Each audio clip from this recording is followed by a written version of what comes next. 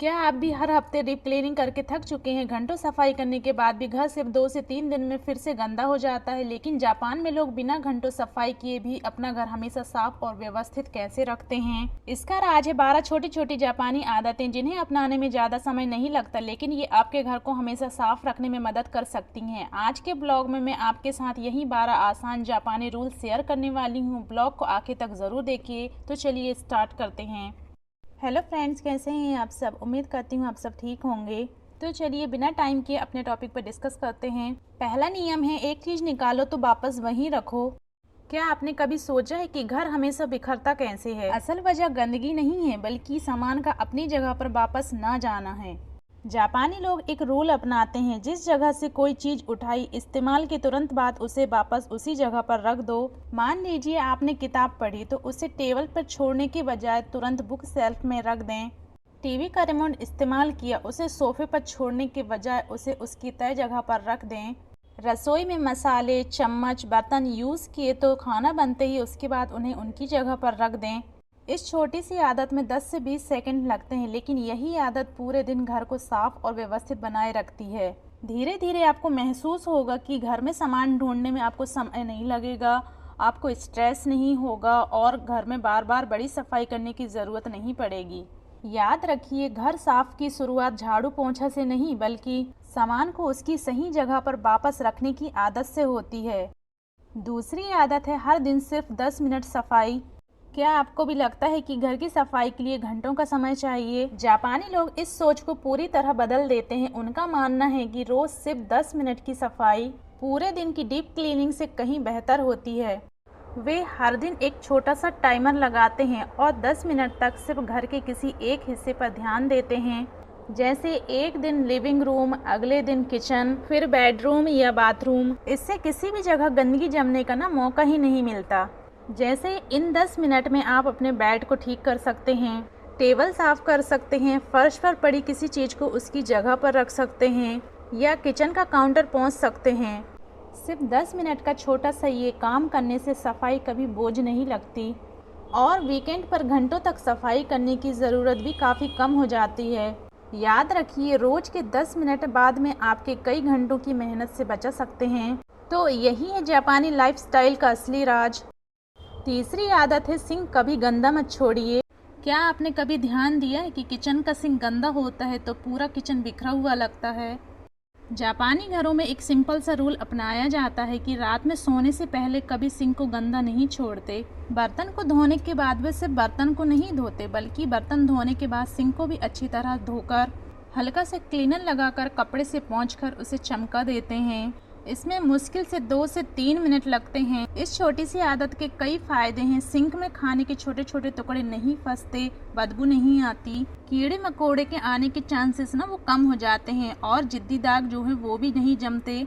सबसे अच्छी बात यह है कि जब आप सुबह किचन में आते हैं और सिंक साफ दिखता है तो काम शुरू करने का मन भी अच्छा रहता है। पूरा किचन फ्रेश और ऑर्गेनाइज रहता है।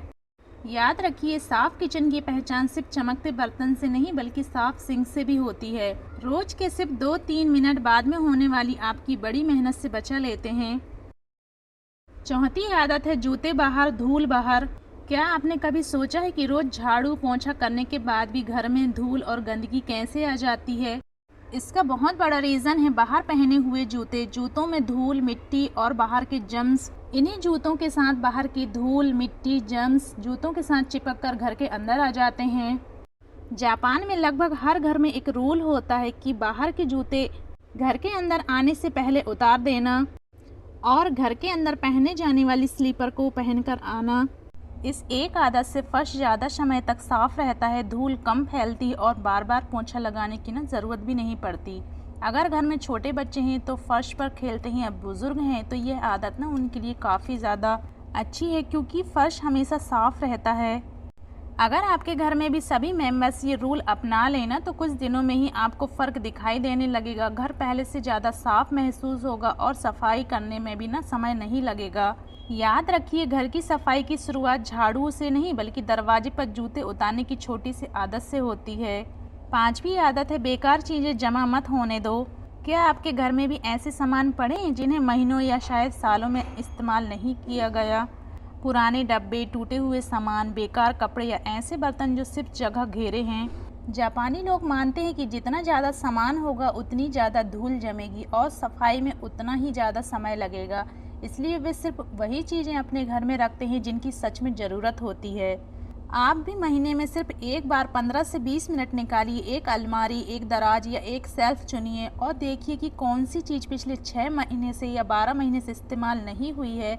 जो सामान काम का नहीं है उसे दान कर दीजिए, किसी को दे दें, रिसाइकिल कर दीजिए या सही तरीके से ना हटा दीजिए। जब घर में बेकार सामान कम होगा तो सफाई करना ना आसान हो जाएगा, धूल कम जमेगी, हर चीज़ जल्दी मिलेगी और घर पहले से ज़्यादा खुला, साफ और ऑर्गेनाइज दिखाई देगा। तो कम सामान, कम गंदगी और कम मेहनत, यही है जापानी लाइफ स्टाइल का बड़ा राज। 6वीं आदत है काम खत्म सफाई शुरू। क्या आपके साथ भी ऐसा होता है कि कोई काम खत्म होने के बाद सफाई करने का बिल्कुल मन नहीं करता, फिर वही छोटे छोटे काम जमा हो जाते हैं और कुछ ही दिनों में पूरा घर बिखरा हुआ लगने लगता है। जापानी लोगों में इस प्रॉब्लम का एक सिंपल सा ना सॉल्यूशन है। उनका नियम है काम खत्म होते ही उसी समय सफाई भी पूरी कर दो। मान लीजिए आपने चाय बनाई, चाय बनाकर कप रख देने के बजाय गैस और किचन काउंटर को ना उसी समय एक कपड़े से पोंछ दें। अगर आपने सब्जी काटी तो चॉपिंग बोर्ड को, चाकू और किचन स्लैब तुरंत साफ कर दें। इसी तरह कपड़े बदलने के बाद उन्हें कुर्सी पर डालने के बजाय ना सीधे लॉन्ड्री बास्केट में रखें।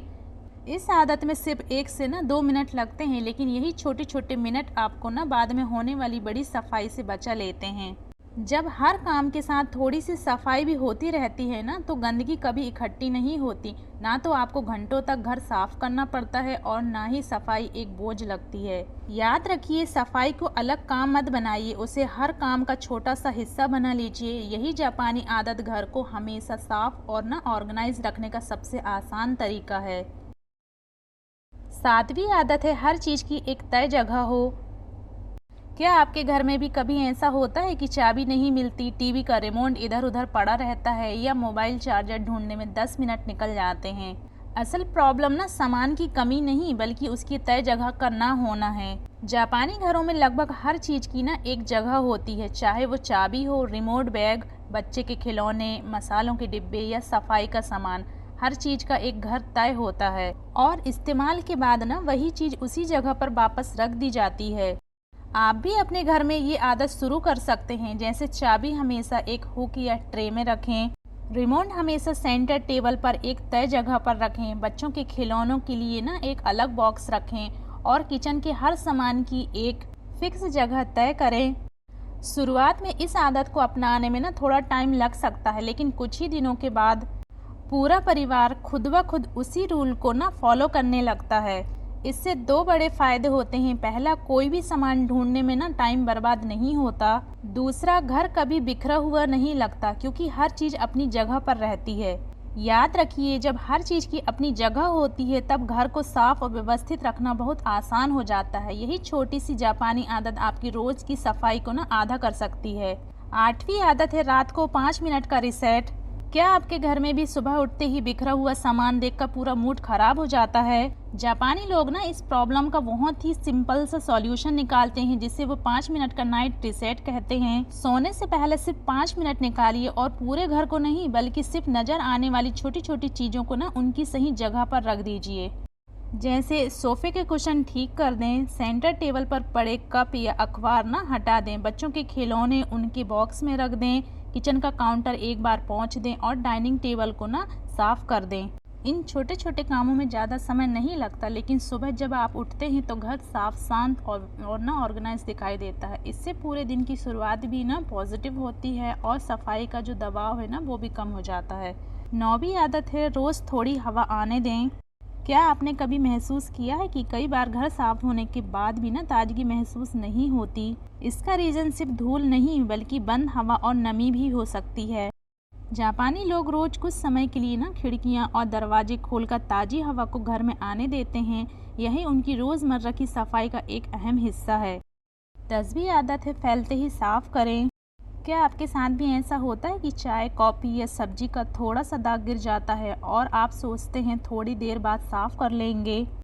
लेकिन वही छोटा सा दाग कुछ घंटों बाद जिद्दी निशान बन जाता है और उसे साफ करने में 2 गुनी मेहनत लगती है। जापानी लोग ऐसी सिचुएशन का इंतजार नहीं करते। उनका रूल है कि जो चीज़ फैले उसे उसी समय साफ कर दो।